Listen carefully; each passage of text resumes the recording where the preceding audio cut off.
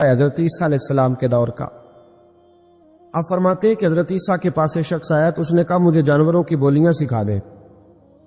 جناب عیسیٰ علیہ السلام فرمانے لگے، یا حضرت موسیٰ علیہ السلام فرمانے لگے، بھائی تو جس طرح بھی ہے نا تو اسی طرح ہی اچھا ہے، جو کام تیرے اختیار میں نہیں ان میں مداخلت نہ کر، جو کام جس کا ہے اسی کو ساجے، تو مداخلت میں کرنے لگا، نہیں مہربانی کرے۔ آپ نے فرمایا چلو ٹھیک ہے سکھا دیتے۔ وہ آدمی گھر کے اندر بیٹھا تھا تو جانور رکھے ہوئے تھے، گھوڑا تھا، گائے تھی، بکری تھی، بلی تھی، کتا تھا، چند جانور تھے۔ تو چھوٹی سی کوئی چیز گری ہوئی تھی تو کتا کھانے لگا تو بلی نے پہلے کھا لی۔ اس نے کہا مجھے تو کیوں نہیں کھانے دیا، ساری کھا گیا ہے۔ تو بلی کہنے لگی فکر نہ کر، تمہارے مالک کا گھوڑا کل مر جائے گا، بڑا ذرا گوشت ہوگا، کھا لینا۔ مالک نے بات سن لی، وہ بڑا سمارٹ بنا، گھوڑا رات کو ہی بیچ آیا، اگلے گھر جا کے مر گیا۔ اب اگلے دن بلی اور کتا پھر بات کر رہے ہیں تو کتا کہتا ہے تو بڑی جھوٹی ہے، تو نے کل کہا تھا گھوڑا مرے گا، وہ تو مرا ہی نہیں۔ کہنے لگی چل فکر میں کر، آج گائے مرے گی۔ اس نے سن لیا اور گائے بھی چھوڑ آیا۔ پھر اس نے کہا تو بڑی جھوٹی ہے، تو نے کہا تھا گائے مرے گی، کوئی نہیں مری۔ کہنے لگی فکر نہ کر، آج بکری مرے گی۔ اس نے سن لی، بکری بھی چھوڑ آیا۔ مولا رومی رحمۃ اللہ تعالی علیہ فرماتے ہیں کہ بلی بڑی مایوس بیٹھی ہے تو دوسرا جانور کتا اس سے پوچھتا ہے کہ تو آج بڑی پریشان ہے، کیا ہوا؟ بڑے تو جھوٹ بولتی تھی، آج بڑی مایوس ہے۔ کہنے لگی پریشان اس لیے ہو کہ آج ہمارے مالک کی روح پرواز کر جائے گی۔ بکری تو چھوڑ آیا تھا، گائے تو چھوڑ آیا تھا، گھوڑا تو چھوڑ آیا تھا، اپنے آپ کو کہاں چھوڑ کے آتا؟ حضرت اسرائیل علیہ السلام سے بھی کچھ چھپ سکتا ہے۔ اب بڑا پریشان ہوا، حضرت عیسیٰ علیہ السلام کی خدمت میں، حضور مہربانی کرے، وہ تو باتیں کر رہے ہیں جانور کہ میری باری ہے۔ تو آپ فرمانے لگے تجھے کہا تھا تو جس حال میں ہے اسی میں رہ، آگے بڑھ کے مداخلت نہ کر، اپنے دائرہ کار کے اندر رہ، تو آگے بڑھا ہے، تو مرضی کا رزلٹ چاہتا تھا۔ کہا حضور مہربانی کرے اب ہوگا کیا؟ آپ فرمانے لگے تیرے گھر کے اندر ایک شخص کی موت لکھی ہوئی تھی، گھوڑے کا وقت آیا تو اسے چھوڑ آیا، اب وہی موت جب گائے پہ آئی تو اسے چھوڑ آیا۔ اب تو نے تو سمجھا کہ میں نے وہاں سے بھی 1,00,000 بچا لیا ہے، یہاں سے بھی 80,000 بچ گیا ہے، بکری کی باری آئی تو نے وہ بھی 30,000 بچا لیا۔ اب تو نہیں بچ سکتا، اس لیے کہ ارادہ قدرت ہے، تو اپنی مرضی کا رزلٹ مانگ رہا تھا نا، تو وقت آ گیا ہے۔ اگر تو ارادہ قدرت پہ رہنے دیتا تو شاید تیری عمر لمبی کر دی جاتی۔ حضرت سری شکتی رحمت اللہ علیہ درخت کے نیچے بیٹھے تھے، تو درخت سے کہنے لگے کئی دن ہو گئے کوئی نصیحت نہیں کسی نے کی، تو چل تو ہی کر دے کوئی، میرا دل سخت ہو گیا۔ تو اللہ نے درخت کو زبان دی، وہ بولنے لگا، کہنے لگا میری طرح کے بن جائیں، خود دھوپ میں جلتا ہوں، لوگوں کو چھاؤں دیتا ہوں، لوگ روڑے مارتے اور میں انہیں پھل دیتا ہوں۔ تو حضرت فرمانے لگے تیری بات نے میرے اوپر بڑا اثر کیا، ایک سوال نہ پوچھ لوں؟ کہنے لگا پوچھ لیں۔ تو فرمانے لگے تو اتنا ہی اچھا ہے تو تیرا انجام کیوں نہیں اچھا؟ جب تو خشک ہو جاتا ہے تجھے جلا ہی دیا جاتا ہے۔ اصل تو یہ نا کہ انجام بندے کا ٹھیک ہو، آخرت اس کا انجام ٹھیک ہو، تجھے جلا دیا جاتا ہے۔ تو کہتے ہیں درخت کہنے لگا حضور آپ نے تو مجھے کہا تھا نصیحت کرنے کا، اب آپ نے مجھے شروع کر دی ہے، اور میری نبض پہ آپ نے ہاتھ رکھ لیا ہے، بڑا اچھا کیا مجھے آپ نصیحت کر رہے ہیں۔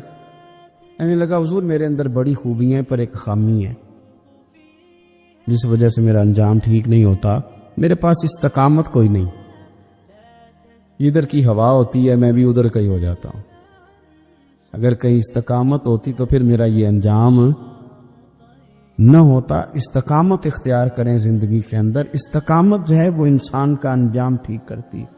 تیرا جو توکل ہے وہ مضبوط ہونا چاہیے، تیرا بھروسہ اپنے رب کی ذات۔ تو غافل ہو گیا اللہ سے، تو نے اسباب پر بھروسہ سارا کرنا شروع کر دیا. اسباب اختیار کیے جاتے ہیں, بھروسہ رب کریم پہ کیا جاتا ہے. دینے والا, عزت بھی اللہ دے گا, رزق بھی اللہ دے گا. بلکہ امام غزالی رحمۃ اللہ علیہ نے تو حدیث لکھی ہے, آپ فرماتے ہیں کہ نبی پاک صلی اللہ علیہ وسلم نے فرمایا جس نے بندوں سے عزت تلاش کی رب اسے رسوا کر دے گا. جو سیاست کر کے عزت حاصل کرنا چاہتا ہے, جو اس طرح کا ماحول بناتا ہے کہ میں کوئی ایسے کام کروں کہ لوگ میری واہ واہ کریں, لوگوں سے عزت کا حصول کرنے والے کو رسوا کر دیا جاتا ہے. عزت در اصل وہی ہے جو رب کریم عطا فرماتا ہے. میرے عزیز دوستو, آپ اپنی توجہ, دل کی توجہ, روح کی توجہ اپنے مالک کی جانب جب کر لیتے ہیں, غفلت کا پردہ اتار دیتے اور ہر وقت غلبہ رکھنا پیسوں کا, ہر وقت اسی میں سوچنا, اسی میں محو ہو جانا, پھر آپ کا ذہنی نقصان ہوتا ہے. پھر آپ کی روح جو ہوتی ہے وہ بے چین رہنے لگتی ہے. پھر ایسے بھی غریب دیکھے جن کے پاس پیسے ہیں, پیسوں کے علاوہ کوئی شے بھی نہیں. پھر ایسے بھی تنگ دست دیکھے کہ جن کے پاس جائیدادیں بڑی ہیں اور ان کے پاس رات کو سکون سے سونے کے لیے وقت کوئی نہیں. عزیز بھائی, حضرت ویسے کرنی رضی اللہ تعالیٰ عنہ کی ملاقات ہو گئی حضرت حرم بن حیان کے ساتھ. یہ بھی تابعی ہیں. تو حضرت حرم بن حیان رحمۃ اللہ علیہ کہتے ہیں یہ نا ہم تو خیر بڑی ساری باتیں سنتے ہیں تو نصیحت نہیں نہ حاصل کرتے. ویسے بھی یہ دور تقریریں کرنے, تقریریں سننے کا ہے. جو عمل کرنے والے لوگ تھے ان کا کیا طریقہ تھا کہ وہ ایک دو جملہ ہی کافی تھا. علم و بس کری ہو یار, وہ ایک کو یرفتے نہیں درکار. جملہ ایک بھی تیرے لیے کافی ہے, لیکن شرط یہ کہ تو عمل کا ارادہ رکھتا ہو, تیرا خیال ہو کہ عمل کرنا. وہ لوگ نا مختصر سی باتیں کرتے, مختصر سی نصیحتیں کرتے, لیکن وہ عکس جلدی کرتے, اس میں سے اپنے لیے خیر جلدی تلاش کرتے. حضرت حرم بن حیان کی ملاقات ہوئی حضرت اویس کرنی رضی اللہ تعالیٰ عنہ کے ساتھ. تو حضرت حرم بن حیان کہتے ہیں میں نے عرض کی حضور میں کسی ملک میں جا کے رہنا چاہتا ہوں, کہیں سکونت اختیار کرنا چاہتا ہوں, یہاں سے ہجرت کرنا چاہتا ہوں, تو مجھے کوئی آپ مشورہ دے میں کہاں جاؤں. تو فرماتے ہیں کہ میں نے جب یہ سوال کیا تو حضرت ویسے کرنی نے مجھے اشارہ دیا, فرمانے لگے ملک شام چلا جا. کہتے میں نے اگلا سوال کیا حضور وہاں جا کے کاروبار کیا کروں گا, رہوں گا کیسے, کھاؤں گا کہاں سے. تو فرماتے ہیں حضرت ویسے کرنی نے رومال اٹھایا, کندھے پہ رکھا اور چلنے لگے. میں نے کہا حضور آپ نے سوال کا جواب ہی نہیں دیا. تو فرمانے لگے جس دل کو ابھی تک یہی یقین نہیں آیا کہ روزی کون دیتا ہے اسے میں نصیحت کیا کروں. میں تجھے نصیحت کروں جیسے آج تک یہی نہیں پتا کہ روزی کون دیتا ہے.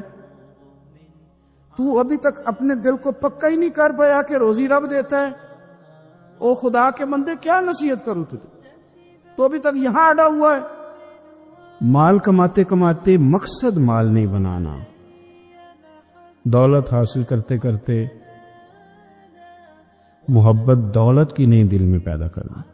بال بچے, گھر بار, مکان, اس کے پیچھے بھاگتے بھاگتے ایسا نہ ہو کہ پلٹ کر دیکھیں تو ہمارا بہت سا روحانی, فکری اور ذہنی نقصان ہو چکا ہو. بہت سارے لوگ ہم میں سے ایسے ہیں جو الحمدللہ مقصود نہیں دولت کو بناتے,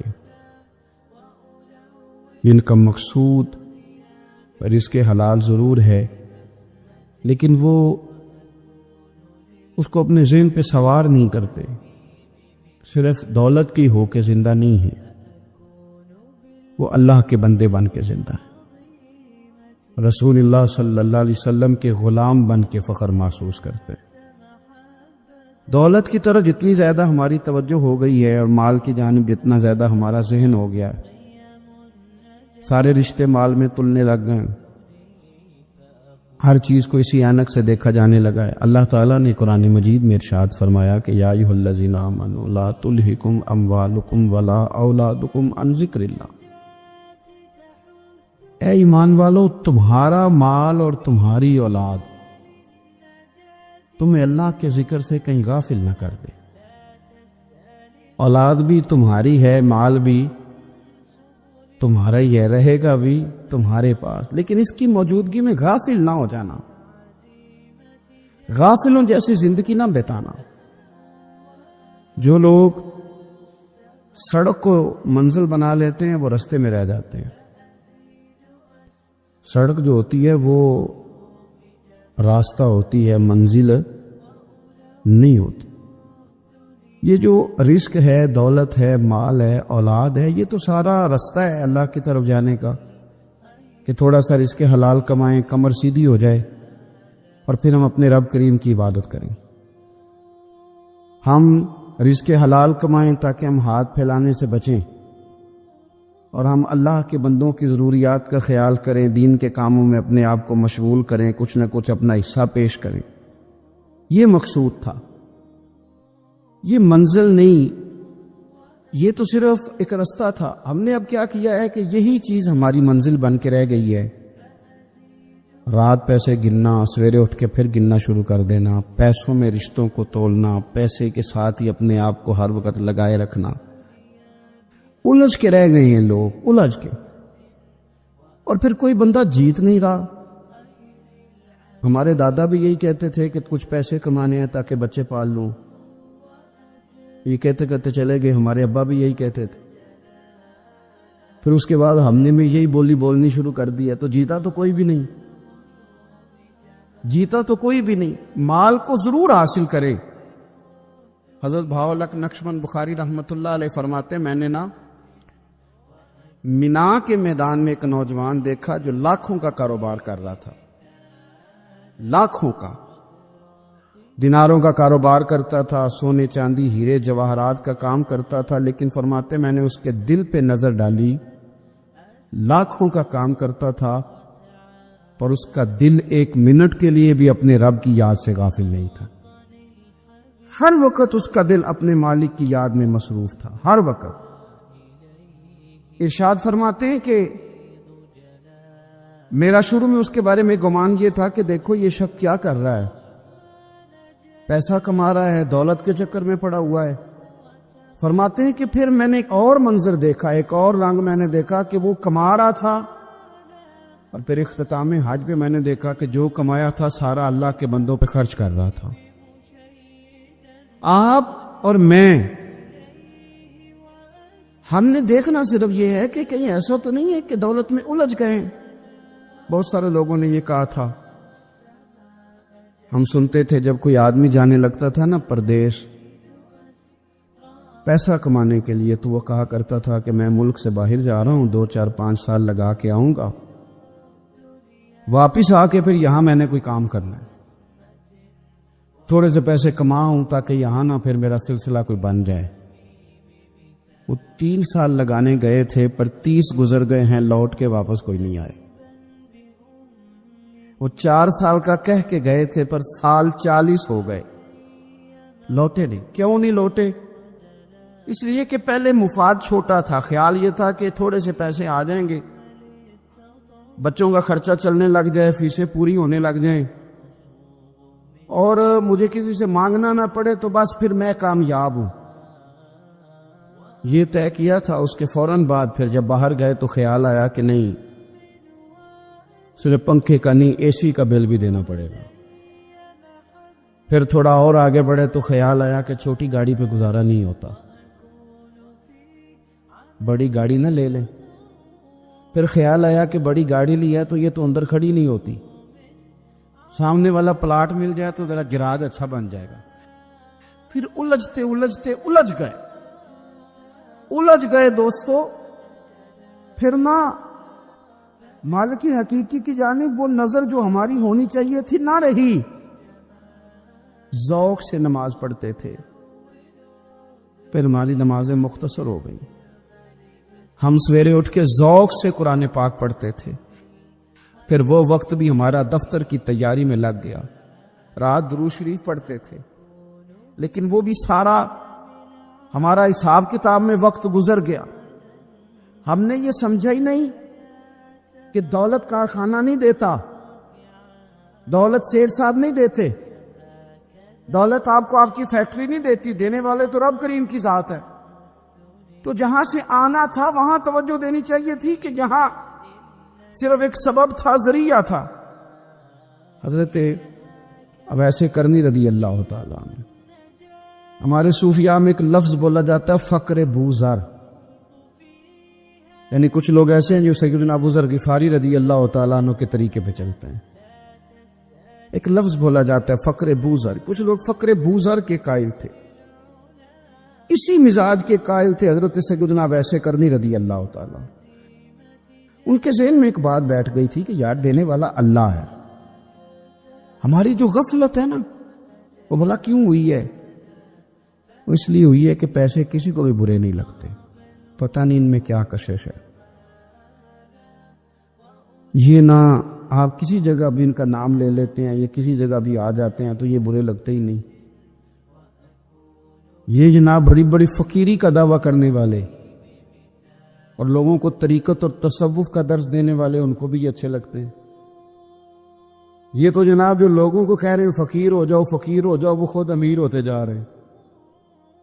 یہ پتہ نہیں ان میں کیا ایسا خاص۔ ہمارے ایک استاد تھے تو مزاج میں بڑی ظرافت تھی، حالانکہ بڑے اللہ والے بندے تھے، تو بات بڑی وہ دل لگی کی کیا کرتے تھے۔ تو ایک دن ہم نے پوچھا استاد جی خوشبو کون سی اچھی لگتی ہے؟ کہنے لگے بیٹا جو پیسوں میں سے آتی ہے وہ مجھے بڑی اچھی لگتی، اس لیے کہ ملتے کم ہیں۔ ہمارا نا جب اس طرح کا ذوق بن جاتا ہے نا، آپ مزاج بنا لیتے ہیں پیسوں کا، لوگ سمجھتے ہیں کہ غریبی کا ڈر شاید زیادہ ڈر ہے، لیکن کبھی آپ دروازہ رسول پہ جائیں نا تو حضور نے تو کوئی اور ڈر بیان کیا ہے۔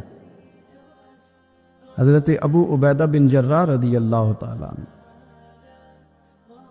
بحرین سے نا مال لے کے آئے بہت سارا، حضور نے بھیجا، جزیہ لینے گئے یا مال غنیمت کا کچھ مال تھا، آپ لے کے مسجد میں آئے تو لوگوں کو پتہ چل گیا کہ آج مال آیا ہے۔ اب سب کو حصہ ملتا تھا اس میں سے، بدریوں کو زیادہ ملتا تھا، باقی لوگوں کو بھی ملتا تھا۔ تو فجر کی نماز کے بعد لوگ گھروں کو جایا کرتے تھے، لیکن آج پتہ چلا نا مال آیا ہے۔ تو یہ سیاستہ میں حدیث موجود ہے، سب لوگ مسجد میں بیٹھے رہے۔ حضور علیہ السلام نے فرمایا تمہیں پتہ چل گیا مال آیا ہے؟ عرض کی حضور ہاں۔ فرمایا تمہیں بانٹنے لگے ہیں، دینے لگے ہیں۔ ہم نا غریبی سے ڈرتے ہیں، ہم اپنے بچوں کے لیے دعا کرتے ہیں ان پہ غربت نہ آئے، ہم اپنے بہن بھائیوں کے لیے دعا کرتے ہیں ان پہ غربت نہ آئے، کرنی چاہیے، لیکن ذرا اس حدیث کے مفہوم کو بھی دیکھیے گا۔ نبی پاک صلی اللہ تعالی علیہ وآلہ وسلم نے فرمایا تمہیں دینے لگے ہیں، مال آ گیا ہے، لیکن میرے قریب نے اپنی امت کے لیے جس چیز کا ڈر محسوس کیا وہ کیا ہے؟ حضور کے دل میں کس چیز کا خدشہ تھا وہ کیا ہے بیان کیا۔ حضور فرمانے لگے لوگو مجھے تم پر غربت کا ڈر نہیں، یہ ڈر نہیں کہ تم غریب ہو جاؤ گے، بلکہ مجھے تو ڈر ہے کہ تم پر دولت پھیلا دی جائے گی، تم زیادہ مالدار ہو جاؤ گے۔ خوف غریبی کا نہیں، خوف تمہارے مال کا ہے۔ اور حضور فرماتے ہیں کہ پھر تم انہی باتوں میں مبتلا ہو جاؤ گے جن میں پرانی امتیں مبتلا ہوئی تھی، اور جب وہ اللہ کی نافرمانی میں مبتلا ہوئی تھی تو پھر وہ ہلاک کر دی گئی تھی۔ مجھے ڈر ہے، مجھے ڈر ہے۔ ہاں جہاں دولت آتی ہے وہاں سستی بھی آتی ہے، جہاں دولت آتی ہے وہاں معاذ اللہ عیاشی بھی آتی ہے، جہاں دولت زیادہ آ جاتی ہے وہاں پھر لوگ ہر چیز کو دولت میں تولنے لگتے ہیں۔ جہاں دولت زیادہ آتی ہے میرے بھائی، پھر لوگ سمجھتے ہیں کہ ہر چیز میں خرید لوں گا، پھر لوگوں کے ذہنوں کے اندر اس طرح کا فطور آتا ہے۔ حضور نے فرمایا مجھے ڈر ہے تمہارے دولت مند ہونے کا، ڈر ہے دولت مند ہونے کا۔ یارو اپنے پیسوں سے ڈرا کرو، اپنی جائیدادوں سے ڈرا کرو، اپنے مال سے ڈرا کرو۔ وہ ہم نے جو بڑے بڑے محلات تعمیر کرنے شروع کیے ان سے ڈرا کرو، اس لیے کہ حضور نے فرمایا مجھے ڈر ہے۔ حضرت ابو بکر صدیق رضی اللہ تعالیٰ عنہ تشریف فرما تھے، ہمارے نا بچے بہت زیادہ آسانی مانگتے ہیں. اقبال نے کہا لہو مجھ کو رلاتی ہے جوانوں کی تن آسانی. جب میں جوانوں کا مزاج دیکھتا ہوں نا کتنے آرام پسند ہو گئے ہیں تو پھر میری آنکھوں سے لہو بہتا ہے. لہو مجھ کو رلاتی ہے جوانوں کی تن آسانی. ان کا وجود اتنا آسانی کا ماحول لینا چاہتا ہے. ذرا سی بھی کوئی تکلیف آپ دیکھ لیں, لائٹ بند ہو جائے تو مصیبت کھڑی ہو جاتی. کسی جگہ چند منٹ کے لیے آدھے گھنٹے کے لیے ٹریفک بند ہو جائے تو مثلاً کیا ہو جائے گا.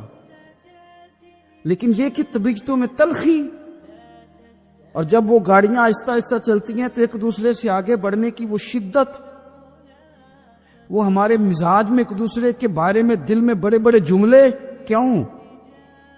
اس لیے کہ ہماری طبیعت آسانی پسند ہے. ذرا سی بھی کوئی رکاوٹ ہم نہیں برداشت کرتے. تھوڑی دیر کے لیے ٹھہرنا پڑ جائے ہمارے لیے بڑا مشکل کام. آپ ہمیں ہماری مرضی کے خلاف کوئی بات کر دیں تو ہمیں بگڑا ہوا سمجھے. ہماری طبیعت میں وہ آسانی ہے. یہ آسانیاں انسان کو پھر بڑے بڑے کام نہیں کرنے دیتی. پھر انسان کمزور پڑ جاتا ہے. پھر وہ کوئی کسی انقلابی تحریک کا کبھی حصہ نہیں بن سکتا. اگر وہ بڑی صلاحیت بھی رکھتا ہو تو وہ زندگی میں کوئی کارنامہ سر انجام نہیں دے پاتا, کیونکہ طبیعت میں آسانی آ گئی. اس کا مزاج ہی نہیں. جس بندے کو گرمی زیادہ لگتی ہے وہ کیسے آگے بڑھے گا؟ یہ سیٹھوں کے بیٹے, مالداروں کے بیٹے, پیروں کے بیٹے, بڑے بڑے جناب مشائخ کے صاحبزادگان الا ماشاء اللہ آگے نہ بڑھنے کی وجہ کیا ہے؟ صرف یہ ہے کہ طبیعت کا تقاضا یہ ہے کہ ایک آدمی نے رومال پکڑا ہے, دوسرے نے جوتا پکڑا ہے, تیسرا گاڑی کھول رہا ہے. جب آپ اس قدر زیادہ ان کو آسانیوں میں مبتلا کر دیتے ہیں پھر ان کے لیے جہاد کرنا, میدان میں نکلنا ممکن ہے. حضرت یوسف علیہ السلام کے بھائیوں نے کہا کہ سمجھ تو آ گئی ہے ہمیں کہ ہم نے زیادتی کی, ظلم کیا, اب کرنا کیا ہے؟ تو جناب یوسف کہنے لگے کچھ بھی نہیں کرنا, جاؤ تمہیں معاف کیا. معافی مل گئی. انہوں نے کہا کہ ہمیں تو معافی مل گئی, تو ابا جی تو رو رو کے ان کی بصارت کم ہو گئی آنکھوں کی. ماں بڑا پیار کرتی ہے, پر بیٹے سے جو باپ پیار کرتا ہے اس کا بھی اندازہ کوئی نہیں کر سکتا. کوئی نہیں کر سکتا. دیکھیں نا, اللہ کے نبی حوصلے والے, صبر والے ہوتے ہیں, پر بیٹے کی جدائی بین اللہ کے نبی نے بھی اتنے آنسو بہائے, اتنے آنسو بہائے بیٹے کی جدائی میں کہ نظر آنا کم ہو گیا بصارت. بیٹے کو ابا جب بھی فون کرتا ہے پردیس میں کہ تو آ جا چند گھڑیوں کے لیے, میرا پتہ کوئی نہیں. کہتا ابا جی بس ایک کاغذ رہ گیا, میں آیا. جب ابا جی پردہ کر لیتے ہیں تو کہتے ہیں اس کو برف میں لگا دو, میں 3 دنوں کے بعد آ جاؤں گا. اب کیا فائدہ؟ اب تو رہ ادھر ہی, اب کوئی پڑھ دے گا جنازہ بھی. اب تو آ کے میں نے منہ دیکھنا ہے تو کیا ہوگا اس سے؟ اب تو نبی پاک کا حکم ہے جب کوئی انتقال کر جائے تو جلدی دفن کرو. اب تیری ماں نے ساری زندگی آنکھیں دروازے پہ لگی رہیں کہ اللہ کرے وہ آ جائے. اس وقت تو تجھے خیال نہیں آیا, پھر تو تجھے کاغذوں سے پیار رہا, تو اب کس بات کا انتظار؟ حضرت یوسف علیہ السلام سے بھائی کہنے لگے کہ جناب یعقوب کو نظر آنا کم ہو گیا ہے, ان کا کیا کرے؟ تو قرآن ہے بھائی, قرآن. میں نے کہا یہاں ہمیں سمجھا دو, یا ہم سے سمجھ لو نا بھائی, ہم سے ہی سمجھ لو. یہ کس آیت کا بتاؤ, کیا ترجمہ کریں بتاؤ. اور تم بلڈوزر چلاؤ حضرت علیمہ کے گھر پہ تو ہم چپ رہیں. یہ بھی کس طرح ہو سکتا ہے؟ حضرت یوسف کے بھائیوں نے کہا کہ ابا جی کی آنکھوں کی بینائی کم ہو گئی ہے, اب کیا کرے؟ قرآن ہے. کہنے لگے اذهبوا بقمیصی, یہ میری قمیض لے جاؤ.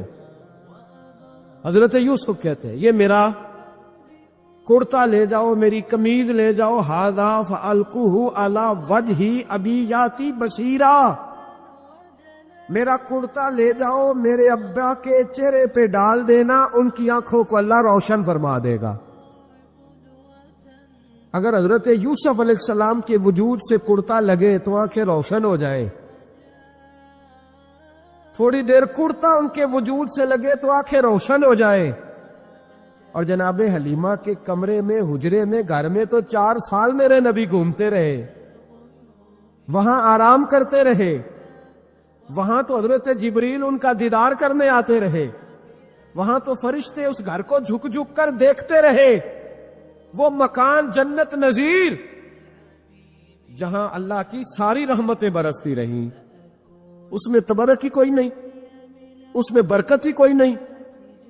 آؤ، یہ تو بات ہے نا حضرت یوسف علیہ السلام کی، بخاری مسلم. میں نے کہا کہ یار یا تو یہ حدیث علیحدہ کر یا پھر ہمیں اس حدیث کا ترجمہ بتاؤ. بات بھی کسی معمولی ہستی کی نہیں، جناب سیدہ عائشہ صدیقہ کی بڑی بہن، حضرت ابو بکر صدیق کی بڑی صاحبزادی، اور وہ والی بی بی جسے میرے نبی نے پیار ہی بڑا کیا ہے. حضور کے لیے غار ثور میں کھانا لے کے جانے والی حضرت اسماء بنت ابی بکر صدیق، وہ کہتی ہیں میرے پاس مصطفیٰ کا ایک جبہ تھا، حضور کا ایک جبہ. کون سا؟ جسے میرے نبی نے کچھ دفعہ یا ایک دفعہ پہنا تھا. تو کہا اماں جی پھر آپ نے کیا کیا؟ تو حضرت جناب سیدہ اسماء بنت ابی بکر صدیق کہنے لگی وہ تھا حضرت عائشہ کے پاس. جب وہ بیمار رہنے لگی تو میں نے کہا عائشہ یہ خزانہ بڑا قیمتی ہے، مجھے نہیں دے دیتی؟ وہ جبہ میں نے لے لیا. بخاری مسلم ہے، بخاری مسلم. تو حضرت جناب سیدہ اسماء بنت ابی بکر صدیق سے لوگوں نے پوچھا اماں جی آپ کیا کرتی ہیں؟ فرماتی ہیں جس بیمار کو کہیں سے شفا نہیں ملتی لوگ اسے میرے پاس لاتے، میں اس جبے کا ایک کونا پکڑ کے پانی کے پیالے میں ڈبوتی اور وہ پھر وہ پانی بیمار کو پلاتی تو اللہ اسے ہر بیماری سے شفا عطا فرما دیتا. اللہ اسے ہر بیماری سے. میرے اعلی حضرت فرمانے لگے لا و رب العرش، جس کو جو ملا ان سے ملا. قسم اٹھا کے کہتے ہیں لا و رب العرش، جس کو جو ملا ان سے ملا. بٹتی ہے کونین میں نعمت رسول اللہ کی، بٹتی ہے کونین میں نعمت رسول اللہ کی. اور سورج الٹے پاؤں پلٹے، چاند اشارے سے ہو چاک، اندھے نجدی دیکھ لے قدرت رسول اللہ کی. اندھے نجدی دیکھ لے قدرت رسول اللہ کی صلی اللہ. یار ہم کیا کریں، ہم کدھر جائیں؟ تو خطبہ پڑھتا ہے وہاں بیٹھ کر کے یہ ادھر نہ جاؤ، کوئی برکت نہیں، معافی برکت. ادھر ہم کیا کریں؟ اچھا یہ تو بات تھی نا شفا کی. حضرت سہل بن سعد رضی اللہ تعالی، یہ بھی بخاری ہے. حضرت سہل بن سعد کہتے ایک بی بی حضور کی بارگاہ میں آئی، اس نے آ کے حضور کی خدمت عالی مرتبت میں عرض کی حضور میں جب بھی آتی ہوں کرتا یہی پہنا ہوتا ہے آپ نے. یا رسول اللہ صلی اللہ علیہ وسلم، اور اس کو تو اتنے پیوند لگے ہیں کہ گنے نہیں جاتے. تو حضور اگر اجازت دے تو ایک کرتا نہ بنوا لوں آپ کے لیے؟ تو حضور نے فرمایا بنوا لے. وہ بی بی کرتا بنوا کے لائی، اس نے بڑی محبت سے بنایا. اس زمانے میں جو کوئی نقش و نگار ہوتے تھے اس نے سجائے اپنے انداز میں. اب اس نے پیار سے بنایا، محبت سے بنایا، یہ بھی باتیں صحیح ہے. اور اصل جملہ جس سے مزہ آئے گا وہ یہ ہے، وہ آندھی ہے میں بڑی ریج نہ بنایا، میں بڑی. اب اس میں جو درد ہے وہ میں اردو کا جملہ ڈھونڈ کے لاؤں تو ملتا نہیں مجھے. کہتی ہے میں نے میں ریج نہ بنایا. تو محبوب پاک کی بارگاہ میں لا کے تھال میں پیش کیا. حضور کی بارگاہ میں تھال میں. کچھ بندے زیادہ نیک ہو جاتے، سامنے والے کو پرہیزگاری کا مشورہ دیتے، کہتے کسی کو کوئی شے نہ لیا کرو. تو میں نے کہا اگر حضور لے لیں تو طلب کرنا منع ہے، لیکن قبول کرنا تو میرے مصطفیٰ کا طریقہ ہے.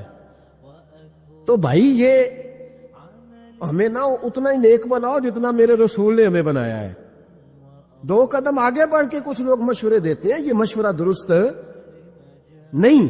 نبی پاک نے فرمایا تو کسی سے طلب نہ کر، لیکن اگر کوئی تیری طرف تحفہ بڑھائے تو اسے قبول کر، محبت میں اضافہ ہوگا۔ جب حضور قبول کرتے ہیں جو کائنات کو بانٹتے ہیں، تو پھر تو دوسرے پہ کیسے پابندی لگا سکتا ہے؟ میرے رسول کریم علیہ السلام کو اس نے پیش کیا کہ حضور قبول کر لیں، حضور نے قبول کیا۔ اب حضور اس کا چہرہ دیکھنے لگے، مسکرا کے فرمایا تیرا دل کرتا ہوگا میں پہن کے بھی دکھاؤں، بے خبر ہو جو غلاموں سے وہ آقا کیا ہے، تیرا دل کر رہا ہوگا پہن کے دکھاؤں؟ تو کہا حضور دل یہی کرتا ہے، میں ٹھہر میں پہن کے آیا۔ قربان جائیں کیا اندازے۔ اچھا یہ سب کا نصیب بھی نہیں، یہ تبرک لینا، برکت لینا، لے کے آنا، یہ سب کا نصیب۔ آدم چشتی کئی دفعہ بڑی بڑی بات کر جایا کرتے تھے، کہنے لگے ایسا کوئی محبوب کہیں ہوگا نہ کہیں ہے، بیٹھا ہے چٹائی پہ مگر عرش نشیں ہے۔ اور کہنے لگے ایسے ہی لوگ کہتے ہیں میں مدینے نہیں گیا، میں حاضری نہیں دیتا، میں درود نہیں پڑھتا۔ کہنے لگے ہر ایک کو میسر کہاں اس در کی غلامی، ہر ایک کو میسر کہاں اس در کی غلامی۔ اس در کا تو دربان بھی جبریل امی ہے، ہر ایک کو میسر کہاں۔ بھائی تو ایسا ہی کہہ رہا میں گیا نہیں، ہر ایک کو میسر کہاں اس در کی غلامی، اس در کا تو دربان بھی۔ ایک جگہ کہنے لگے تمہارے رخسار کی تجلی تجلی نور سرمدی ہے، یہ مہر و ماں کی ضیاء نہیں ہے، تمہارے چہرے کی روشنی ہے۔ وہ جلوائے ذات ذات حق سے جو سب سے پہلے جدا ہوا تھا، وہی بنا کشور رسالت، یہ چار سو جس کی روشنی ہے۔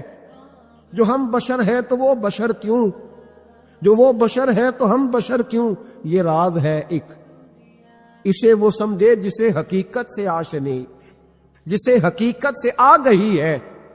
اور پھر آدم چشتی کہنے لگے زمانہ حیران کہ ایک بشر لامکان پہ پہنچا تو کیسے پہنچا، زمانہ حیران ایک بشر لامکان پہ پہنچا تو کیسے پہنچا۔ میں محو حیرت ہوں کہ عرش کی جان زمین پہ کس طرح رہ رہی ہے، میں محو حیرت ہوں کہ عرش کی جان زمین پہ کیسے رہ رہی ہے۔ تو بھائی نبی کریم علیہ السلام نے کہا تو ٹھہر میں پہن کے آیا۔ حضور اندر تشریف لے گئے، تھوڑی دیر کے بعد پہن کے آئے۔ اس خاتون کو اتنی خوشی ہوئی کہ اس کی آنکھوں میں آنسو ہی آ گئے، کہنے لگی دیکھو میرا نصیب میں بنا کے لائی ہوں، مصطفیٰ نے قبول فرمایا۔ بڑی راضی ہوئی، چلی گئی۔ حضرت سال بن سعد کہتے ہیں قریب ایک صحابی کھڑے تھے، اور شارحین نے لکھا ہے معمولی آدمی نہیں، حضرت عبد الرحمن ابن عوف تھے، صحابہ میں سب سے امیر آدمی۔ اللہ اکبر، ذرا لطف دیکھیے گا۔ کہتے ہیں وہ قریب کھڑے تھے، جب حضور نے پہنا نا تو تعریفیں کرنے لگے، کہنے لگے سوڑیاں کمال ہی ہو گئی ہے، معبوم کیا بات ہے۔ حضور اس کے بنانے کی محبت کی بھی کیا ہی بات ہے، پر جو اللہ نے رنگ روپ آپ کو عطا فرمایا اس کی بھی کیا ہی بات ہے۔ یا رسول اللہ اتنا پیارا لگ رہا ہے، اتنا پیارا۔ جب کوئی زیادہ تعریف کری نا تو تعریف کرنے والوں کی بھی اپنی اپنی نیتیں ہوتی ہے نا۔ جب زیادہ ہی تعریف کی تو حضور نے فرمایا تجھے پسند آ گیا دے دوں، اور پسند آ گیا تجھے۔ کچھ بندے سیانے ہوتے ہیں، پتا ہوتا ہے جو مرضی پہ آ کے تیار ہی نہیں کرتا، جنہ مرضی تعریف کرو وہ کہتے تو لگا رہو مجھے پتا تو کی پیار ہے۔ تو کہا پسند آ گیا یا رسول اللہ بڑا، تو فرمایا چاہیے، کہ حضور مہربانی ہو جائے تو کیا ہی بات ہے۔ سرکار اندر گئے، وہ پرانا کرتا دوبارہ پہنا، اور میرے رسول پاک علیہ السلام نے اس کرتے کو اتارا، بخاری پڑھ رہا ہوں، اور نبی پاک نے لا کے دیا، فرمایا چل یار وہ بھی راضی ہو گئی ہے، تو بھی راضی ہو جا، چل دونوں ہی راضی ہو جائے، وہ بھی راضی ہو کے گئی، تو بھی راضی ہو کے جا۔ اس کو دیا، حضور چلے گئے۔ صحابہ بعد میں اس صحابی کے پیچھے کہنے لگے یار تو تگڑا بندہ ہے، تجھے ضرورت ہی نہیں تھی۔ اور حضور علیہ السلام نے بڑی مشکل سے قبول کیا۔ حضور تو کسی کی طرف توجہ ہی نہیں کرتے، طلب ہی نہیں کرتے۔ یہ والا خیال ہی. اور اگر آج حضور نے قبول کیا اور اتنا پیارا لگا تو تجھ سے برداشت ہی نہیں ہوا. کس طرح کا آدمی ہے تو؟ جب لوگ اس کے گرد اکٹھے ہوئے تو حضرت عبد الرحمن ابن عوف کی آنکھوں میں آنسو آ گئے. کہنے لگے میرے بھولے دوستو تمہیں غلطی لگ گئی. تمہارا کیا خیال ہے میں نے ولیمے پہ پہننے کے لیے لیا ہے؟ تمہارا کیا خیال ہے شادی کی دعوت میں پہنوں گا؟ تم کیا سمجھتے ہو عید والے دن پہنوں گا؟ اور گویا اپنی داڑھی کو پکڑ لیا. کہنے لگے دیکھو بال سفید ہو رہے، پھل پک رہا ہے. گنہگار بڑا ہوں، اگرچہ بدر میں بھی گیا ہوں، احد میں بھی تلوار اٹھائی ہے، مال بھی دیا ہے، ہر جگہ گیا ہوں، پر کسی عمل پر بھروسہ نہیں. یہ کرتا حضور کے جسم سے لگ گیا ہے، اب اسے سنبھال کے رکھوں گا اور مرتے وقت وصیت کروں گا گھر والوں کو کہ جب میں مروں نا تو اس کرتے میں مجھے کفن پہنا دے. مجھے امید ہے جب حضور کا کرتا پہن کے قبر میں جاؤں گا تو رب کے فرشتے مجھ پر عذاب نہیں دیں گے بلکہ بغیر حساب کتاب جنت عطا فرما دیں گے. داتا صاحب رحمت اللہ علیہ فرماتے ہیں ہماری تعلیمات ہیں. کہتے ہیں شیخ احمد نام کے بزرگ تھے، ساری زندگی کسی کو کام نہیں بتایا، ساری زندگی بڑی مشکلات آئیں پر کبھی اپنی ذات پر سوال کا دروازہ نہیں کھولا. ایک ایسی مشکل آئی کہ جو حل ہی نہیں ہوتی تھی. کسی نے ان پر کوئی الزام لگا دیا. ابو مسلم نام کا ایک بادشاہ تھا، اس کی حکومت تھی، اس نے پکڑ کے قید میں ڈال دیا. اب قید میں ہیں، جرم لگ گیا ہے، فرد جرم عائد ہو گئی ہے، جیل میں ہیں. لوگ کہنے لگے حضرت جی اپنی صفائی میں کچھ کہیں. فرمانے لگے ساری زندگی بندوں سے کچھ نہیں کہا. اللہ رسول کو پتا ہے میں بے گناہ ہوں، مجھے کہنے کی ضرورت نہیں. داتا گانی بخش علی حجویری نے لکھا ہے، داتا صاحب کہتے ہیں تو یقین کامل تو پیدا کر، تو ایمان تو پختہ کر.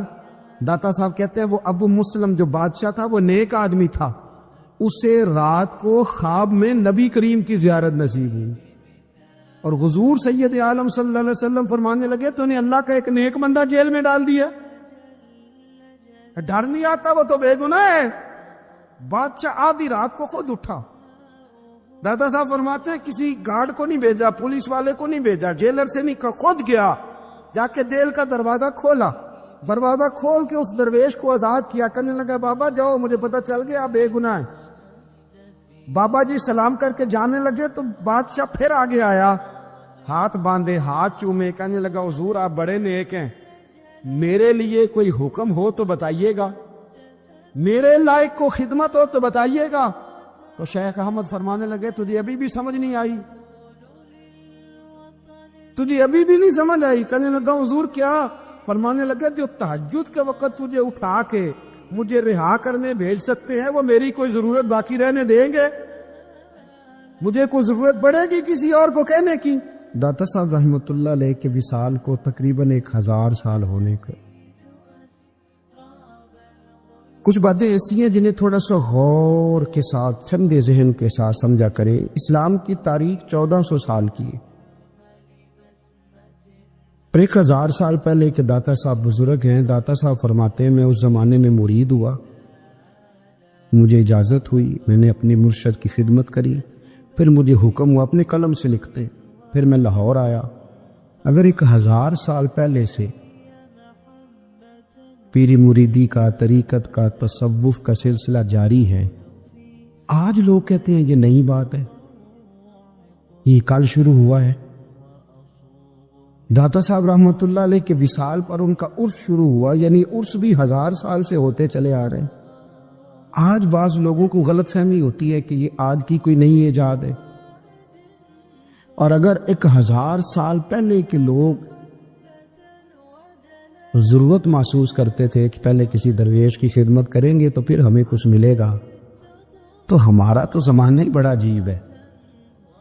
یہاں بہت سارے لوگ ہیں جو کہتے ہیں میں خود قرآن جانتا ہوں، حدیث جانتا ہوں، میں خود بڑا سمجھدار ہوں، مجھے کسی کی کیا ضرورت ہے. بہت ساری چیزیں ایسی ہیں جنہیں ہمیں غور سے دیکھنا چاہیے. 1000 سال پہلے داتا صاحب، اور پھر داتا صاحب کہتے ہیں میرا کسی عام گھرانے سے تعلق نہیں، میں مدینے والے محبوب کی اولاد ہوں، سید ہیں، اس کے باوجود ایک جگہ پہ گئے ہیں، تربیت لی ہے، پھر وہ لاہور تشریف لائے ہیں، اور داتا صاحب فرماتے ہیں کہ میں ہندوستان کے اس ایریے میں آ کے بیٹھا ہوں جہاں زندگی کی سہولیات بھی پوری میسر نہیں ہیں مجھے۔ لاہور 1000 سال پہلے آپ اگر اس کا نقشہ دیکھیں تو کیا نظر آئے گا؟ جن لوگوں نے ابھی 40 سال 35 سال پہلے لاہور کو دیکھا ہے وہ بھی جانتے ہیں اس کی کیفیات کیا تھی۔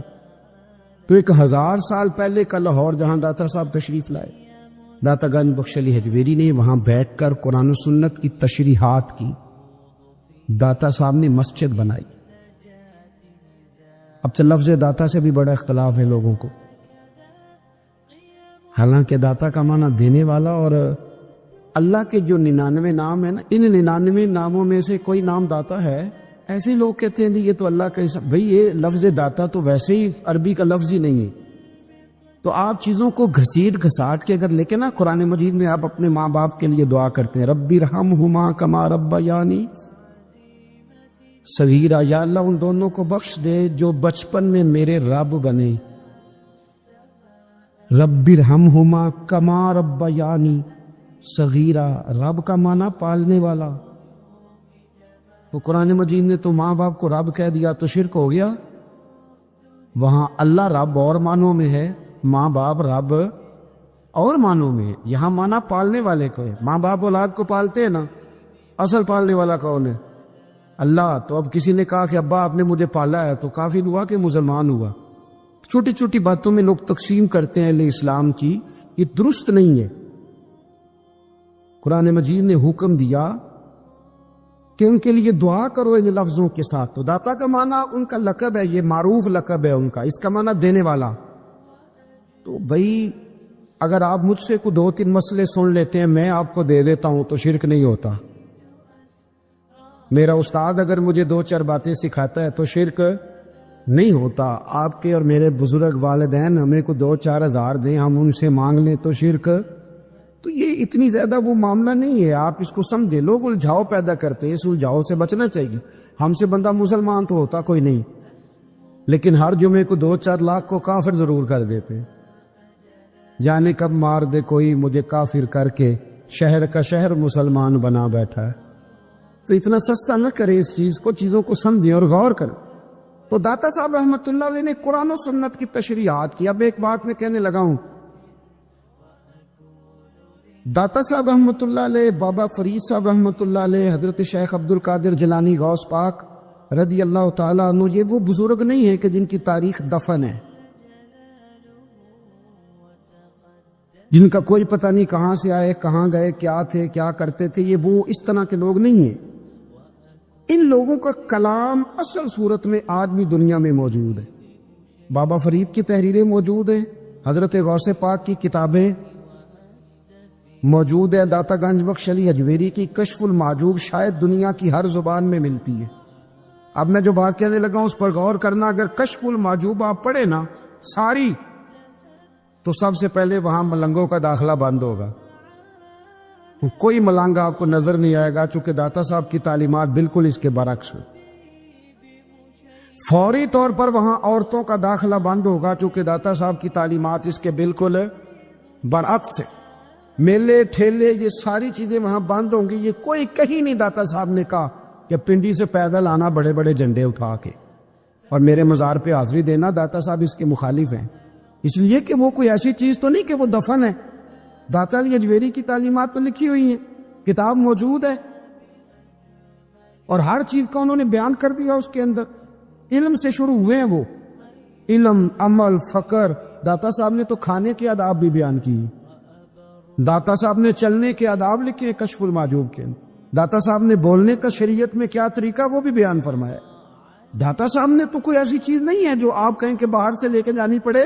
مسئلہ تو یہ ہے کہ یہ جو کچھ ہو رہا ہے، ایک آدمی ان کی قبر سے پھول اٹھاتا ہے اور وہ کسی کے گلے میں ڈالتا ہے تو اس کا بھی اسے 400-500 روپیہ نذرانہ چاہیے۔ یہ کہاں لکھا ہے داتا صاحب نے؟ کس کتاب کا حصہ ہے؟ ان کے مزار کو آپ جس مرضی چیز سے غسل دیں، اور داتا صاحب نے نہیں کہا تھا کہ سندل لے کے آنا تو میری قبر کو غسل دینا، انہوں نے کہیں نہیں کہا۔ کیوں زیادتی کرتے ہیں مشائخ کے ساتھ؟ میرے اعلیٰ حضرت فاضل بریلوی رضی اللہ تعالیٰ عنہ سے کسی نے پوچھا تھا ہم بڑی لوگوں کی باتیں سنتے ہیں، مزارات پہ لوگ جاتے تھے تو نفع ہوتا تھا، اب کیا بات ہوئی؟ اب اس طرح سے ہماری دعائیں مستجاب نہیں ہوتی۔ والا حضرت فرمانے لگے تم بزرگوں کے مزاروں پہ غیر شرعی کام کرتے ہو، اللہ والے تم سے ناراض ہو گئے، وہ تو تم سے ناراض ہیں، وہ تمہاری سفارش کریں گے اللہ کی بارگاہ میں، وہ تو ناراض ہے تم سے، تم وہاں جا کے جو کچھ کرتے ہو وہ ان کو راضی کرنے والا ہے کہ ناراض کرنے والا؟ تو داتا صاحب نے تعلیم، سب سے پہلے آپ نے اسبات علم کا باب باندھا ہے، اور آیت یہ لکھی ہے پہلے، انما یخش اللہ من عبادہ العلماء۔ آپ فرماتے علم ہوگا تو بندہ اللہ سے ڈرے گا، اور بڑی یہ سخت بات ہے پر داتا صاحب نے لکھی ہے، میری مجبوری ہے، تعلیمات داتا گنج بخش موضوع ہے، یہ بات کرنی پڑے گی۔ داتا صاحب کہتے ہیں جو بندہ بغیر علم کے فقیری کا دعویٰ کر جائے وہ اسی طرح ہے جس طرح کنویں کے گرد بیل پانی نکالنے کے لیے گھوم رہا ہوتا ہے، وہ چلتا تو رہتا ہے پر اس کی منزل کوئی بھی نہیں ہوتی، وہ گھومتا تو رہتا ہے پر اسے نتیجہ کوئی ملتا نہیں۔ فرماتے ہیں وہ اس بیل کی طرح ہے کہ گھومتا تو رہے گا پر کوئی منزل اسے میسر نہیں آئے گی۔ اگر کوئی منزل لینا چاہتا ہے تو پہلے اللہ کی کتاب پڑھے اور مدینے والے محبوب کی حدیث یاد کرے، پھر اسے منزل نصیب ہوگی، ورنہ اس کے لیے کوئی رستہ تعین ہو سکتا۔ اور داتا صاحب نے پھر حدیث لکھی نبی کریم علیہ السلام، فرماتے کچھ علم حاصل نہیں کرتے، کچھ علم لیتے ہیں پر اس سے نفع نہیں لیتے، پتہ ہوتا ہے پر عمل نہیں کرتے۔ آپ نے حدیث لکھی ہے، نبی کریم علیہ السلام نے فرمایا اللہم انی اعوذ بک من العلم لا ینفع، اے اللہ میں اس علم سے تیری پناہ مانگتا ہوں جو علم تو ہو پر اس سے نفع نہ اٹھایا جا سکے، جو علم تو ہو پر اس پر عمل نہ ہو۔ داتا صاحب رحمۃ اللہ علیہ فرماتے علم ہمیشہ اس لیے سیکھنا کہ اللہ تبارک و تعالیٰ تمہیں اس کا نفع عطا کرے، اور پھر آگے بڑھتے ہیں تو آپ فرماتے ہیں جب علم سیکھ لو تو پھر نہ اللہ رسول سے عشق کرنا، فرماتے ہیں پھر نمازیں پڑھنا آسان ہو جائے گا،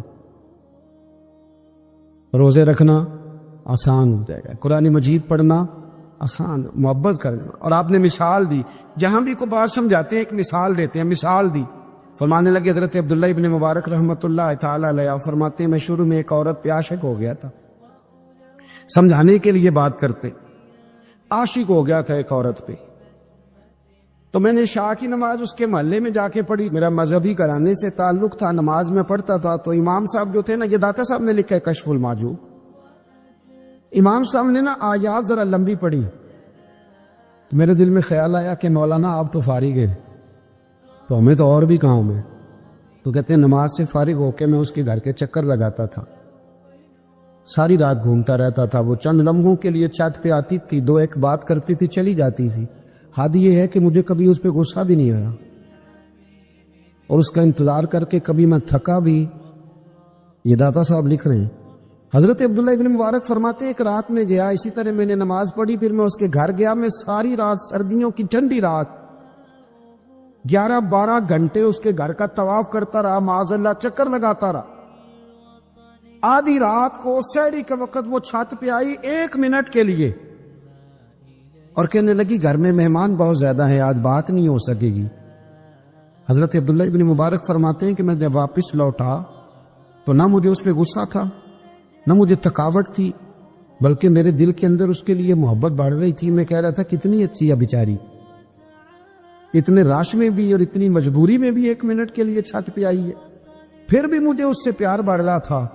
کہتے ہیں جب میں تھوڑا آگے بڑھا تو فجر کی اذان ہو رہی تھی، یکدم میرے اندر سے آواز اٹھی، میں نے کہا عبداللہ اگر تو ایک عورت کے لیے ساری رات کھڑا رہتا ہے، نہ تھکاوٹ ہوتی ہے، نہ غصہ آتا ہے، بلکہ پیار بڑھتا ہے، اگر عورت کے لیے بندہ کھڑا رہ سکتا ہے تو رب رسول کے لیے بھی کھڑا رہ سکتا ہے۔ پھر تراویح پڑھنا کوئی اتنا مشکل کام نہیں ہے، پھر تہجد کے لیے اٹھنا کوئی مشکل کام نہیں ہے، شرط یہ ہے کہ پیار ہو جائے۔ ایک عورت کے لیے اگر یہ سارا کچھ ہو سکتا ہے تو اللہ رسول کے لیے بھی ہو سکتے ہیں۔ فرماتے میں نے توبہ کر لی، اور پھر میرا حال یہ ہے کہ وہ توبہ کی اور پھر 60 سال گزر گئے، ساری رات مصلی پہ کھڑا رہتا ہوں، مجھے کبھی تھکاوٹ نہیں ہوئی، پھر کبھی تھکاوٹ نہیں ہوئی۔ تو داتا صاحب کہتے ہیں پہلے علم سیکھ، پھر اس کے بعد اللہ رسول سے پیار کر، اور پیار والی نماز پڑھ، مشقت والی نہ پڑھ، یعنی بوجھ والی نہ پڑھ کیا میری جان چھوٹ جائے تو میں بھاگ کے جاؤں، تم ادھر بیٹھو تو میں دوڑ کے نماز پڑھ کے آیا، یہ والی نماز نہ پڑھ۔ پھر تو آیا تو پھر ذوق پیدا کر، پھر تیرے اندر شوق ہو، پھر تو توانائی والا جذبہ رکھے دین کے معاملے میں۔ پھر داتا صاحب ایک تیسری بات ارشاد فرماتے، ایک تیسری بات داتا صاحب کرتے ہیں۔ داتا صاحب کہتے ہیں کہ یہ یاد رکھ کہ جو تجھے اعزاز ملے گا نا زندگی میں، اعزاز تجھے جو زندگی میں ملے گا اور کوئی کرامت اگر تجھے ملے گی تو وہ صرف نبی پاک علیہ السلام کی سنت اور شریعت کی وجہ سے ملے۔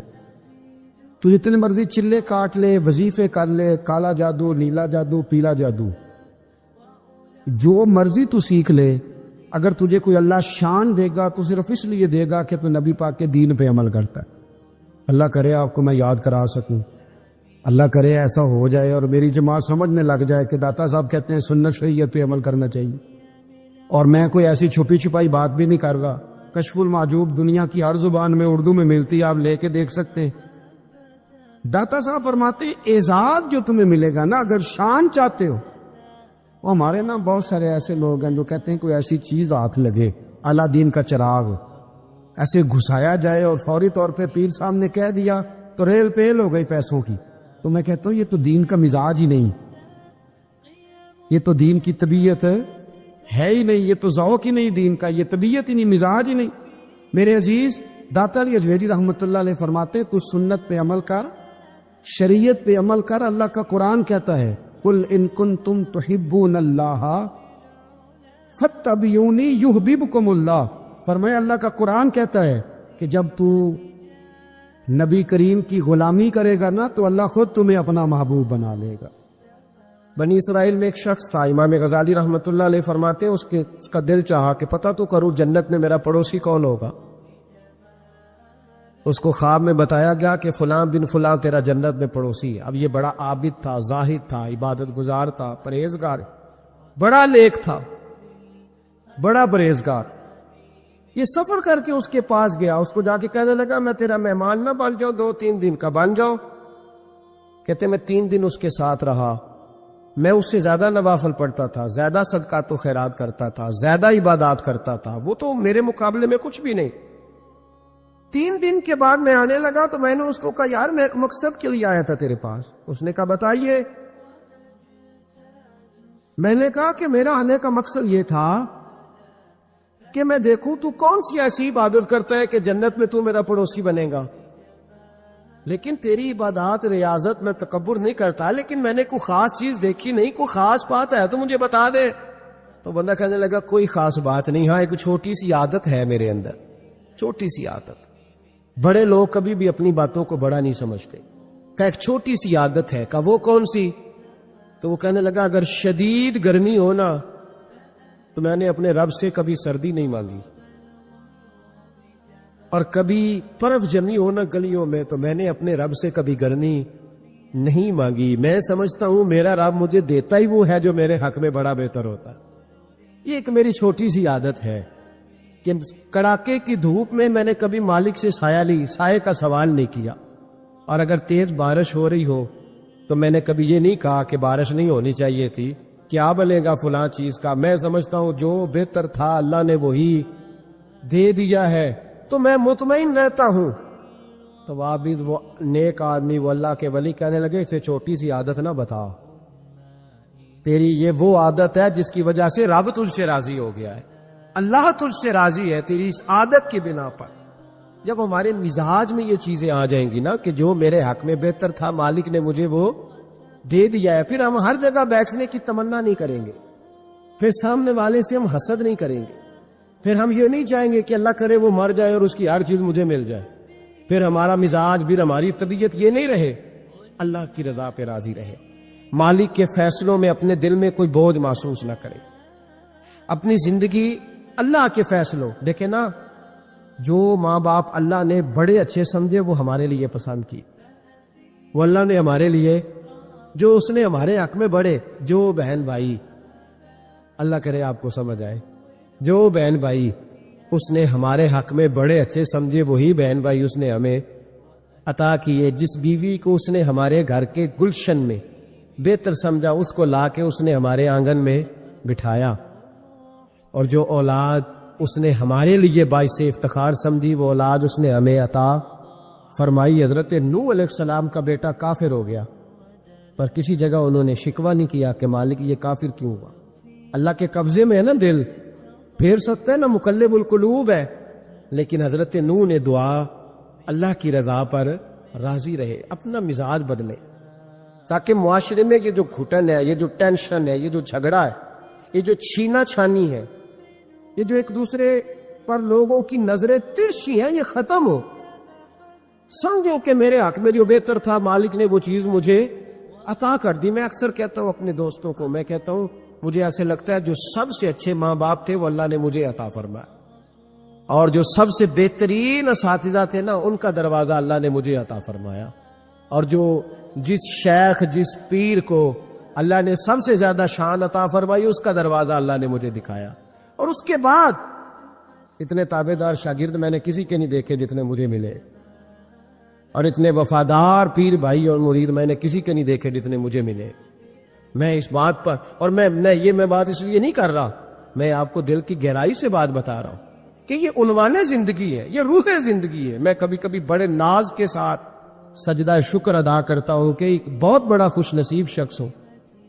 اب یہ بات صرف سوچنے کی ہے، 100 لوگوں میں سے اگر ان 2 پہ ہی بندہ غور کرے جو نافرمان ہے تو پھر زندگی آگے چل سکتی؟ تو 98 پر غور کیوں نہیں کرتا؟ تو 98 پر غور کیوں نہیں کرتا؟ اگر کسی شخص کے ساتھ تیرے 20 سال گزرے اور تو صرف اس ایک دن کو یاد رکھے جس دن میں اس نے تکلیف دی تھی، تو پھر یہ تیری زیادتی ہے۔ تو باقی ان دنوں کو کیوں نہیں یاد رکھتا جن دنوں میں اس کے تیرے ساتھ محبت والا معاملہ فرمایا، خدمت والا، راضی بالرضا کا مزاج بنائے۔ یہ مسلمان کے ایمان کا حسن ہے، یہ مسلمان کے کردار کا کمال ہے، یہ مسلمان کی سوچ کا بلند معیار ہے، یہ مسلمان کا اعلیٰ مقام ہے۔ حضرت عبداللہ ابن عمر کا بیٹا بیمار ہو گیا، بڑے پیارے ہوتے ہیں نا بیٹے، آپ بڑے پریشان تھے، شدید پریشان۔ صحابہ کہتے ہیں ہم نے آپ کو بڑی تکلیف میں دیکھا، کبھی اس حکیم کے پاس، کبھی اس حکیم کے پاس، کبھی اس جگہ، کبھی اس جگہ۔ کچھ دنوں کے بعد بیٹا انتقال کر گیا، لیکن کہتے ہیں جب ہم تعزیت کے لیے گئے تو ہم نے ان کے چہرے پر بہت ساری سکون کو، بہت ساری راحت کو دیکھا۔ بیٹا انتقال کر گیا، جب وہ بیمار تھا تو پریشان تھے، اب جب انتقال کر گیا تو سکون میں۔ تو کہتے ہم نے ان سے سوال کیا کہ حضور اس وقت آپ پریشان تھے، انتقال کے بعد تو لوگ زیادہ پریشان ہوتے ہیں، اب آپ سکون میں ہیں۔ تو آپ فرمانے لگے جب تک میری ڈیوٹی تھی میں پریشان تھا، خدمت کر رہا تھا، نوکری کر رہا تھا، اب میں اسے اس کے پاس چھوڑ آیا ہوں جو مجھ سے بہت زیادہ اس کا خیال رکھنے والا ہے، جو مجھ سے کئی ہزار گنا بڑھ کے اس پر توجہ کرنے والا ہے۔ اب مجھے پریشانی، اب میرا کریم مجھ سے کہیں بڑھ کر اس کا خیال رکھے گا، اسے سکون دے گا، اسے راحت دے گا، اور میں اپنے رب کے فیصلے پر بڑا راضی ہوں۔ اس نے جو بہتر سمجھا اس نے میرے حق میں وہ فیصلہ۔ حضرت ابن وقاص رضی اللہ تعالیٰ عنہ بڑے مستجاب الدعوات بزرگ تھے، مستجاب الدعوات۔ حضرت عبداللہ بن صائب رضی اللہ تعالیٰ عنہ فرماتے میں حج کرنے گیا تو میں طواف وداع کرنے گیا، حج کا آخری رکن ہوتا ہے، پس آتا ہے نا آفاقی حاجی تو طواف وداع کرتا۔ کہتے جب میں طواف وداع کرنے گیا تو طواف وداع کے موقع پر میں نے دیکھا کہ جتنا رش حجر اسود کے پاس ہے اتنا ہی حضرت ابن وقاص کے پاس بھی ہے۔ شاید سمجھ نہیں آئی آپ کو میری بات۔ حجر اسود کے پاس بہت بڑا رش ہوتا ہے، ہر آدمی کی خواہش ہوتی ہے بوسہ لینے کی، تو جتنے لوگ وہاں کھڑے تھے اتنے ہی لوگ حضرت سیدنا ابن وقاص رضی اللہ تعالیٰ عنہ کے پاس بھی کھڑے تھے۔ تو کہتے میں بڑا مجھے تعجب ہوا، عبداللہ بن صائب کہتے میں بھی ان کے پاس جا کے بیٹھ گیا تو میں نے دیکھا کہ وہ نابینا ہے، آنکھوں سے نظر نہیں آتا، لوگ ان کے پاس دعائیں کرانے آ رہے ہیں، اور فرماتے میں نے عجیب حال دیکھا، بیمار ترین شخص ان کے سامنے آ کے بیٹھا، حضور میرے لیے دعا کر دیں۔ تو فرماتے انہوں نے دعا کے لیے ہاتھ اٹھائے تو وہیں اسی وقت میں نے دیکھا اللہ نے اس بندے کو شفا فرمایا۔ میں نے دیکھا مقروض دعا کرا رہے ہیں، بیمار، بے اولاد، جو بھی دعا ان سے کراتا اللہ اس کی حاجت کو پورا فرما دیتا. حضرت عبداللہ بن صائب کہتے ہیں میں شام تک بیٹھا رہا, ہر نماز کے بعد رش ہوتا, میں دیکھتا رہا. فرماتے ہیں شام ہو گئی, لوگ دعائیں کرا کے چلے گئے. جب مغرب کا وقت ہوا تو نابینا تھے, پھر بھی مجھ سے کہنے لگے عبداللہ ساری دنیا نے دعائیں کرائی ہیں, تو نے نہیں کرانی؟ تو صبح سے بیٹھا ہے بس دیکھے ہی جا رہا ہے, تو نے نہیں کوئی دعا کرانی؟ تو کہتے ہیں میں نے کہا حضور میں نے دعا نہیں کرانی, ایک سوال پوچھنا ہے. تو فرمانے لگے پوچھو. تو میں نے کہا حضور سارا زمانہ جو دعا کراتا ہے اور اللہ آپ کی قبول کرتا ہے, تو ایک دعا آپ اپنے لیے بھی کر لیں, اللہ آپ کو آنکھیں عطا فرما دے. مالک جو قبول کر رہا ہے تو ایک کر لے اپنے لیے بھی. میں گڈی تے ہتھ ڈور سجن دے, او جنج رکھے اونج رہنا ہے, او جنج رکھے اونج رہنا ہے. واجب نہیں جے وچ شریعت مندہ خصم نو کہنے لگے ایک دعا اپنے لیے بھی کر لیں. کہتے ہیں جب میں نے یہ کہا تو بن وقاص رو پڑے, اتنا روئے کہ ان کی ہجکی بند گئی. کہنے لگے نا, جب تک رب نے چاہا اس نے مجھے آنکھیں دی, اور اب اس نے بہتر سمجھا کہ میری آنکھیں نہ رہے, تو اس نے جو بہتر سمجھا میرے لیے کر دیا. میرا مالک میرے حال سے آگاہ ہے, اور میرے مالک کی حکمت ہے, اس نے مجھے جس حال میں رکھا ہے. اور فرمایا اگر اس نے مجھے اس حال میں رکھا ہے تو میں بھی اس حال پہ بڑا ہی راضی ہوں. میں اپنے مالک کے دیے ہوئے اس حال پر بڑا. مسلمان یہ سمجھ لے, اس پیغام کو پلے کے ساتھ باندھ لے. اگر اس نے جلد بازی دکھانی ہے, اگر اس نے بے راہ روی کرنی ہے, اگر اس نے اللہ تبارک و تعالیٰ کے فیصلوں میں مداخلت کرنی ہے, پھر یہ تو ممکن ہی نہیں. یہ ہو سکتا اس لیے کہ اس کی لگامیں کسی اور کے پاس ہے, اس کے فیصلوں کا اختیار کسی اور کے پاس ہے. اپنے آپ کو اپنے مالک رضی اللہ عنہم ورضوا عنہ ذالک الفوز العظیم. اللہ فرماتا ہے میں ان سے راضی ہوں, وہ مجھ سے راضی ہیں, اور یہ بہت بڑی کامیاب. اپنی زندگی میں اللہ کے فیصلوں پر راضی ہونا سیکھیں, راضی ہونا سیکھیں. رب کریم کے فیصلوں پہ راضی ہونے کی عادت بنے گی تو ایمان مضبوط ہوگا. حضرت ابو بکر صدیق نے پانی مانگا تو لوگوں نے دودھ دیا, فرمایا پیچھے کرو. ابو بکر نے نعمتیں چھوڑ دیے. اب ابو بکر وہ والا کام کرتا ہے جو رسول پاک نے کیا ہے. فرمایا نہ دودھ شاید پیش نہ کرو, جو مانگتا ہوں بس وہ دو. حضرت ابو بکر صدیق نے بڑے مالدار تھے. حضرت عمر فاروق رضی اللہ تعالیٰ عنہ کے پاس صحابہ کرام جمع ہو کے آئے, کون سا ایسا شخص ہے جس کی تنخواہ میں اضافہ ہو جائے؟ تو لوگ کہتے ہیں نہیں مجھے نہیں چاہیے. پر ہم نے وہ لوگ دیکھے ہیں, حاجی صادق صاحب کو مسجد والوں نے کہا 1000 روپیہ تنخواہ بڑھانی ہے, تو حاجی صاحب کہنے لگے میرا بڑا سونا گزارا ہوتا ہے, مینوں یہ نہیں بڑھے دے. حضرت سیدنا عمر فاروق رضی اللہ تو صحابہ اکٹھے ہو کے گئے. کہنے لگے عمر حضور کے زمانے میں بظاہر غربت رہی, جناب صدیق اکبر کے زمانے میں غربت, اب تو بڑی ریل پیل ہے, بحرین سے لاکھوں کا مال آتا ہے, آپ کو بڑے بڑے سفیر ملنے آتے ہیں, پر آپ وہی پرانا کرتا اور وہی تامت جو کئی جگہ سے سی آپ نے کئی جگہ سے پھٹی. اور حضرت عمر ایک دن عید کی نماز پڑھانے گئے تھے تو ننگے پیر ہی چلے گئے. لوگوں نے کہا جوتا, فرمایا ٹوٹ گیا تھا یار, پہننے کے قابل نہیں تھا. فرمایا ننگے پیر آ گئے ہو, لوگ کیا کہیں گے؟ فرمایا چھوڑو, عمر کے پاؤں ننگے ہیں لیکن عمر کے کردار میں تو کوئی شک نہیں نا, پیر ہی ننگے ہیں نا, کیا ہوا؟ چھوڑو اس بات کو, کوئی پیار نہیں دنیا داری سے, دولت سے کوئی چکر ہی نہیں. حضرت سیدنا عمر فاروق رضی اللہ تعالیٰ عنہ کو صحابہ نے اکٹھے ہو کے کہا, یہ ہے امت کے بیدار ہونے کے طریقے جو عرض کر رہا ہوں. کہا جناب آپ اب بڑا مال غنیمت ہے, اور جس طرح ہر صحابی کا حصہ ہے آپ کا بھی حصہ ہے, تو ایک نیا کرتا ہی ڈال لیں آپ خرید کے. اب جب مشورہ ہو گیا صحابہ میں تو کہنے لگے عمر سے بات کون کرے گا؟ نیا کرتا پہننے کی عمر سے بات کس کو برا لگتا ہے جی؟ نیا کرتا کون بات کرے گا؟ حضرت سیدنا علی المرتضیٰ کا انتخاب ہوا. کہنے لگے مولا علی کی بڑی عزت کرتے ہیں, ان سے بڑا پیار کرتے ہیں, ان سے بات کرتے. تو حضرت علی کو بلایا گیا, عرض کی حضور مہربانی فرمائیں. حضرت عمر سے کہے نئے کرتے کے لیے, آپ فرمانے لگے عمر میری بڑی قدر کرتا ہے, بڑی بات سنتا ہے, پر یہ والا کام نہیں میں عمر سے کہہ سکتا, یہ کسی اور سے کہو. تو کہنے لگے آپ رہنمائی کر دے، کس کو کہیں؟ تو جناب علی المرتضیٰ فرمانے لگے اگر حضرت عائشہ صدیقہ سے کہو گے تو عمر فوراً مان جائے گا، وہ مومنوں کی ماں ہیں۔ صحابہ حضرت عائشہ کے پاس، اماں جی عمر کو بلائیں، ان کو کہیں بڑے بڑے سفیر آئے ہوتے ہیں، وہی پرانے کپڑے پہن کے بیٹھ جاتے ہیں۔ اللہ اکبر۔ حضرت عائشہ نے پیغام بھیجا، فرمایا عمر کو بلاؤ۔ عمر فاروق دوڑے ہوئے آئے، پردے کے پیچھے حضرت عائشہ کے پاس گھٹنوں کے بل، اماں جی دیر تو نہیں کر آیا میں آنے میں؟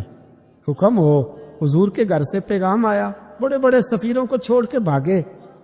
حضرت عائشہ صدیقہ کہنے لگی عمر